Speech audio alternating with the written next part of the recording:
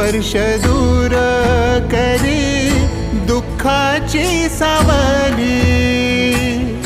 गुरु भेटीसाठी झाली जीवाची काहिली।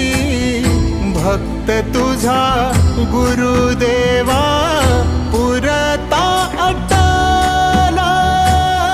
भेटला विठ्ठल माझा भेटला